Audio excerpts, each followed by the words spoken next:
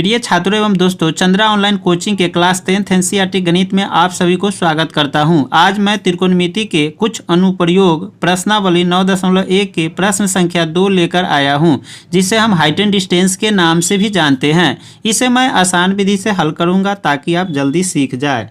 तो हमारा प्रश्न है कि आंधी आने से एक पेड़ टूट जाता है और टूटा हुआ भाग इस तरह मुड़ जाता है कि पेड़ का शिखर जमीन को छूने लगता है और इसके साथ 30 डिग्री का कोण बनाता है। पेड़ के पाद बिंदु की दूरी जहां पेड़ का शिखर जमीन को छूता है 8 मीटर है। पेड़ की ऊंचाई ज्ञात कीजिए। हमको पेड़ की ऊंचाई निकालना है। इसे एक फिगर के माध्यम से मैं बता रहा हूँ। जैसे यहाँ आधा पर से पेड़ टूटने के बाद जो है यहाँ छूने लगता है ज़मीन पे, तो सारा बात वहाँ क्लियर किया हुआ है कि आंधी आने से एक पेड़ टूट जाता है। ठीक, ये पेड़ है टूट गया। किस भाग से, कहाँ से? तो सी पर से टूट जाता है। टूटा हुआ भाग इस तरह मुड़ जाता है कि पेड़ का शिखर, यानी पेड़ का इस शिखर जो है जमीन को छूने लगता है। ये जो शिखर ऐसे जाके यहाँ जमीन को छूने लगता है, जमीन पे गिर जाता है और इसके साथ 30 डिग्री का कोण बनाता है। यहाँ मूल बात है यहाँ की यह 30 डिग्री का कोण जो है उन्नयन कोण बनाता है। पेड़ के पाद बिंदु, तो पेड़ के पाद बिंदु जहाँ पेड़ का पैर है तो पाद बिंदु यहाँ बी है। पेड़ के पाद बिंदु की दूरी जहाँ पेड़ का शिखर जमीन को छूता है, जहाँ पेड़ का शिखर जो है यहाँ जमीन को छूता है और ये पाद बिंदु यहाँ से यहाँ की जो दूरी है वह 8 मीटर है। तो यहाँ से यहाँ 8 मीटर लिख दिए।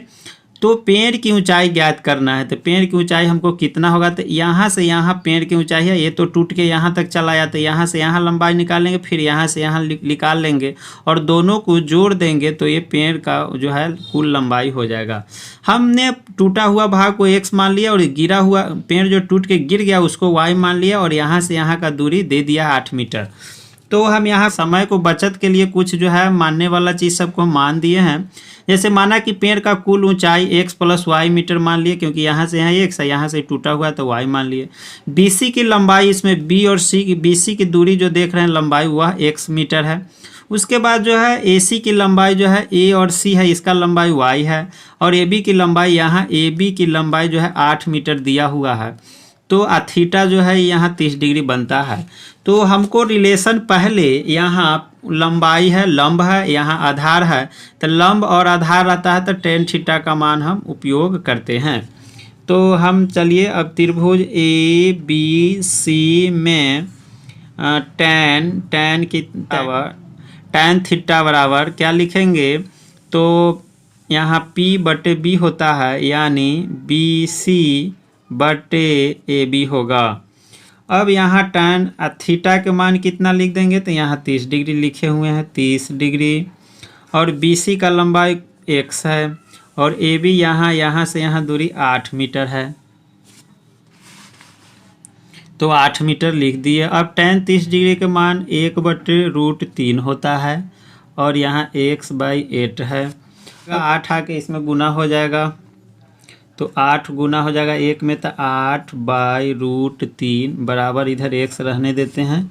x बराबर क्या, e इधर चला जाएगा, e इधर आ जाएगा, तो x का मान हमको निकल गया 8√3। अब हम y के मान निकालेंगे। y के मान निकालने के लिए हमको क्या करेंगे, y के मान निकालने के लिए यहाँ b/h का रिलेशन दर्शाएंगे।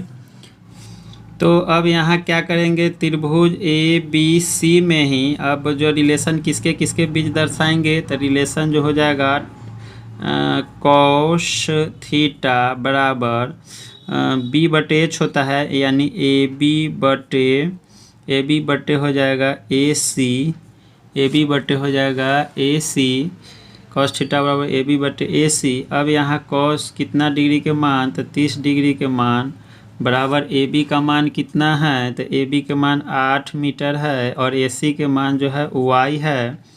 अब यहाँ देख रहे हैं कि cos जो है, cos 30 डिग्री के मान sin 60 के बराबर होता है, यानी √3/2 और 8/y। अब इसको क्रॉस गुना कर देंगे तो ये हो जाएगा √3y हो जाएगा, ई जाके इसमें गुना, 2 जाके इसमें गुना हो जाएगा, तो ये हो जाएगा 16।